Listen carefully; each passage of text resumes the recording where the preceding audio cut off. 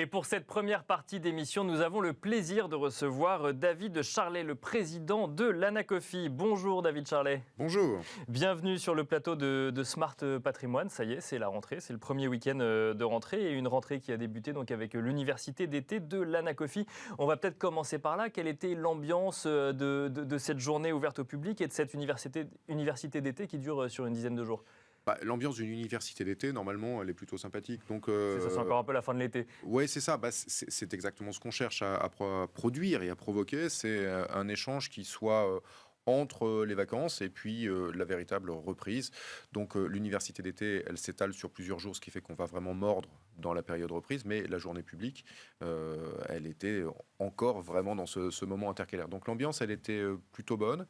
Le nombre de participants, il est ce qu'on pensait avoir. Donc, voilà, on était dans une ambiance... On est dans les clous. Mais on a travaillé, je pense que vous l'avez vu, on a eu beaucoup d'échanges et c'était assez constructif.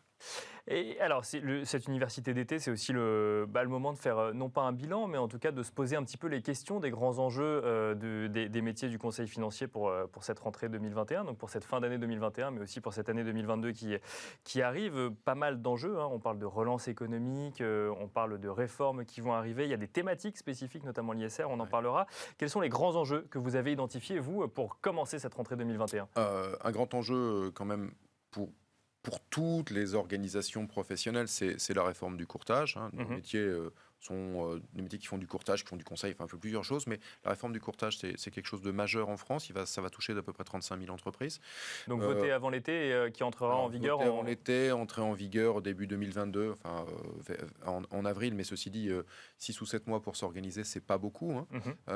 Donc ça, c'est un enjeu majeur parce que pour ces 35 000 entreprises concernées, il y a l'obligation de trouver une solution pour rentrer dedans. Alors, trouver une solution, plus exactement nous suivre, nous organisation pro. Mais nous organisation pro, il faut qu'on soit préparé, puis il faut qu'on leur explique quand même. Alors on rappelle rapidement quand même ce qu'il y a dans cette réforme du courtage, c'est qu'en fait les professionnels du courtage ou les IOBSP vont devoir s'organiser en association ou intégrer en tout cas des associations professionnelles et la formation de ces experts financiers va être suivie de beaucoup plus près.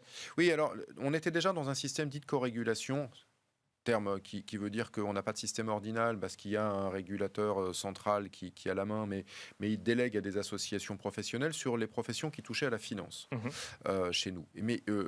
Donc les CIF. Donc, ce qu'on appelle communément les CIF, les conseils en investissement financier. Ça, c'était fait et ça fonctionne depuis une quinzaine d'années.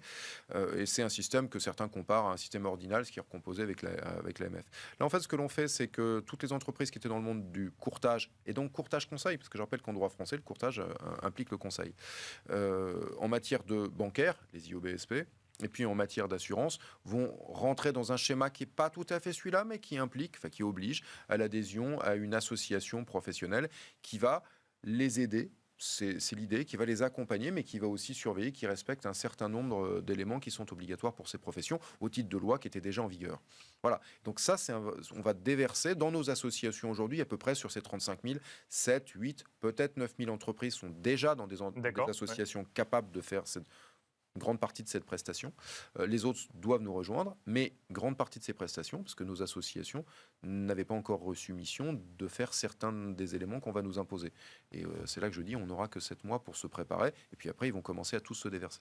Donc 7 mois pour se préparer, c'est assez court, mais dans l'idée, c'est une bonne chose de contribuer à la régulation et à la structuration du secteur ?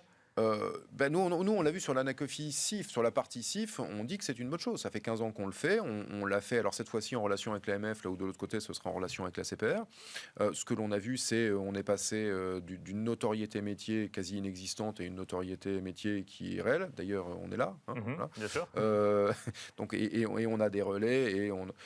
Donc ça a fonctionné. On a aussi réussi à organiser un métier d'une manière, certes, plus dur réglementairement pour les professionnels, mais elle leur donnait les éléments pour le faire, et ça a été fait. Ce que l'on voit, c'est gain de part de marché, gain de notoriété, et on a nettoyé de ce que même nous, entre pairs, on pouvait ne pas apprécier, fait par certains, ou de produits qui n'avaient rien à faire sur le marché. Voilà, donc on va faire la même chose, tout en n'ayant pas, par contre, le pouvoir de police. Chez les CIF, les associations ont ce qui ressemble à un pouvoir de police puisqu'on va faire du contrôle sur site. On n'aura pas ce genre de sujet avec la réforme. Voilà. Alors, je déroule les grands enjeux un peu de cette rentrée lors de l'université d'été de l'Anacofi, en tout cas cette journée publique. Il y avait également cette notion d'éducation financière qui était mise en place. Éducation financière, donc là on a parlé de formation des professionnels, mais éducation financière des épargnants également. Oui, oui. On oublie qu'en France, on a depuis une demi-douzaine d'années décidé d'avoir une politique nationale d'éducation financière. D'autres pays l'avaient, dans les pays très proches de nous, l'Espagne l'avait déjà fait. La France était un tout petit peu en retard. Donc on fait partie des premiers pays à le faire, mais pas les tout premiers. Donc on a pu regarder les exemples de ce qui s'est fait ailleurs. Et il se trouve qu'une politique d'éducation financière, dans un programme qui s'appelle EducFi, a été lancée il y a une demi-douzaine d'années. On y participe. L'Anacofi siège au comité stratégique d'EducFi. Et alors pourquoi ça revient aujourd'hui en 2021 ? Ça revient parce qu'on sait qu'on ne pourra pas faire aux épargnants ce qu'ils devraient faire rationnellement s'ils n'ont pas des notions de base. Donc, il faut les leur amener. Mais ça percole partout, en vérité. C'est-à-dire qu'on se pose la question de ce qu'un professionnel va devoir savoir et comment il va devoir parler, de ce qu'on devrait dire dans les écoles, de ce qu'on devrait dire peut-être, pourquoi pas, dans les médias pour que ça passe, et par quels médias.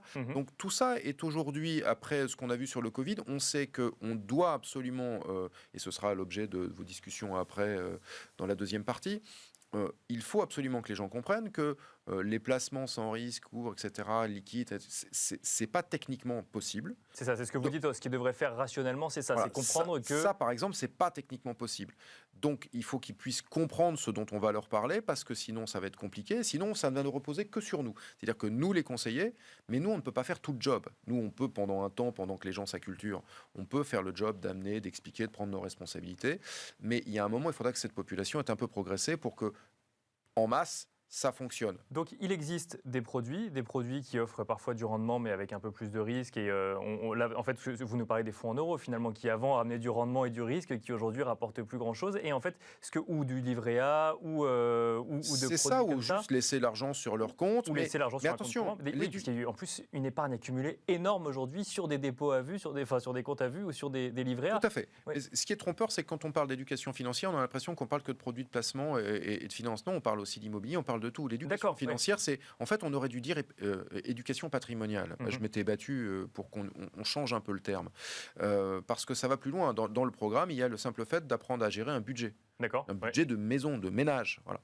Donc ça, c'est aussi intégré dans le programme EducFi.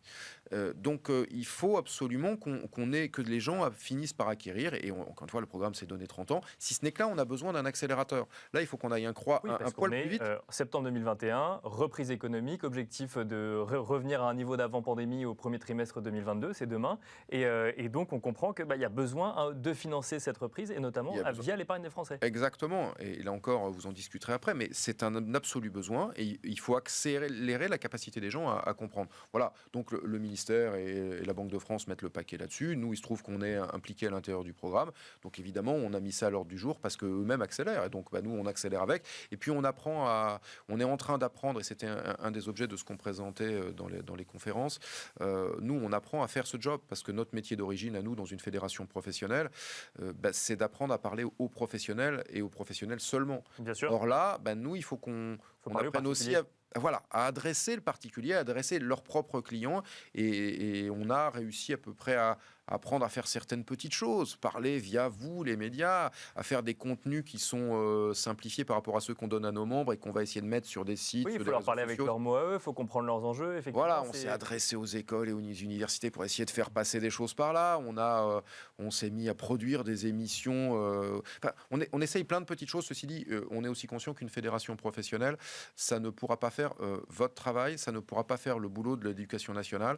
Et on n'aura pas cet accès-là. Voilà. Mais on apprend en marchant, et c'est un peu le point qu'on voulait faire pendant cette université d'été. On en est où de ce on apprend en marchant, et qu'est-ce qu'on prépare pour accéder à la capacité de donner cette info. On constate des progrès là depuis 12 ans du niveau de connaissance financière des gens qui viennent voir des conseils.